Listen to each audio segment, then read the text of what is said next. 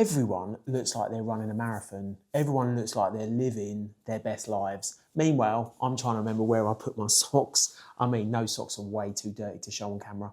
Resolutions.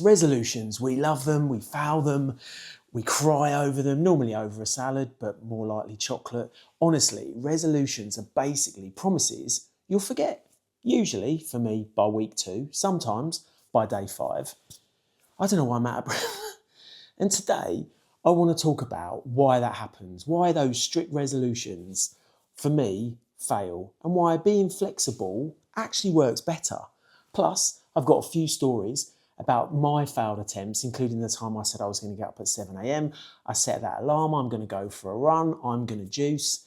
And here's the problem. So here's the problem with most resolutions. We go full all out or nothing.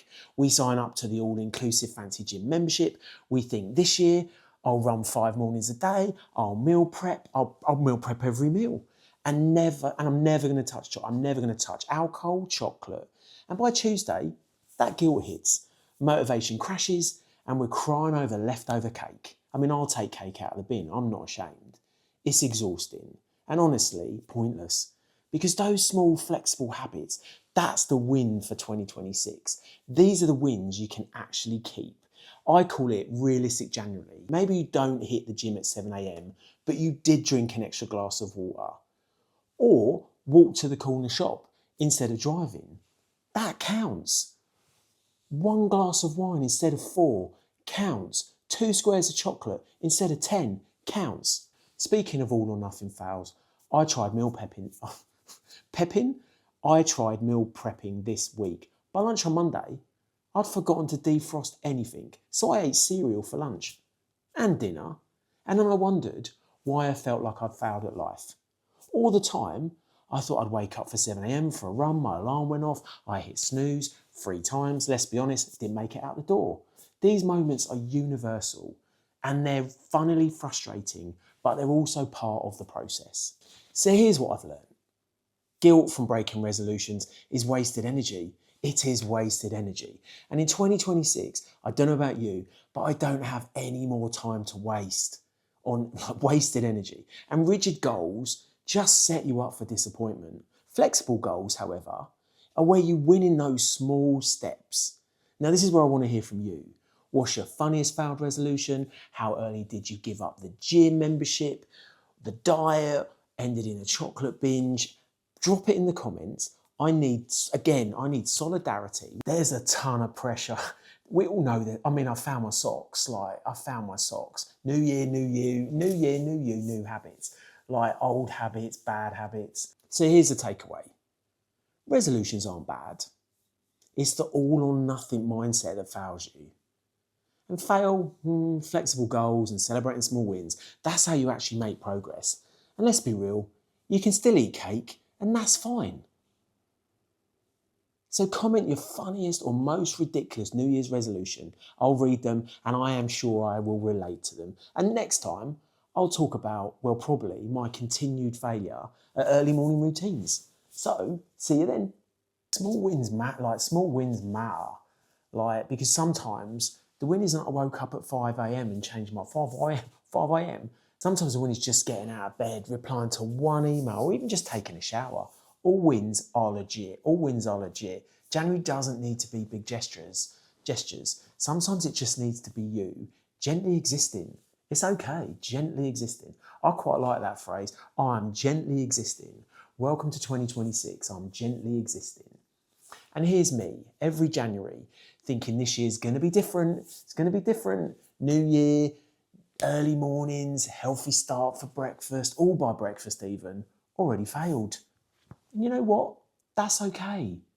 It's okay. I got to ask, does January feel like this for you? Slow, a little bit messy, bit unfinished? And are you easing in or pretending you're thriving? Drop a comment. I need to know I'm not the only one. And we can all get caught up in that doom scroll and watching everybody else's lives, these perfect lives. But you know what? They're not perfect. I actually think January is the hardest month. Blue Monday, 31 days, it's freezing cold. But because we expect so much from ourselves, instant change, instant motivation, instant everything, but that's not real life.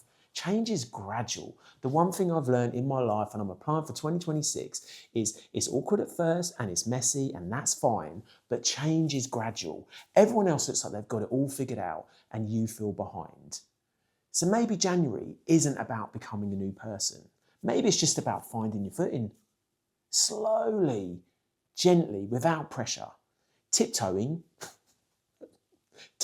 counts. Standing still counts. Resting counts. You don't have to sprint through life to do it, right? So if January feels weird, slower than promised, messy, that's normal. You're not failing, you're just easing in. And tell me, what's your January reality? Sprinting, tiptoeing, hiding under the duvet? Drop a comment, because I need solidarity. I need to know in 2026, I'm not the only one. New Year's resolutions and why they don't work. They don't work. Or why mine don't work, and why I think New Year's resolutions, a bit of a con. I'm conning myself. Not conning anyone else, conning myself that I'm going to be doing them. That by February, I've achieved this, and this. Like, set them up, knock them down. Like, there's no other way to set yourself up and knock yourself down than a New Year's resolution. So, like, if you like these kind of conversational chats, like, subscribe. I mean, you don't have to. Like, I mean, you made it to the end. Like, thanks. And I always feel people pop up at the end of everything, like, subscribe, press the bell, and all of that stuff. And I'm like, I'm not even logged in. To be fair, I'm not even logged in. And that's also okay. And maybe that will be one of my tiptoes into 2026, is actually to like and subscribe.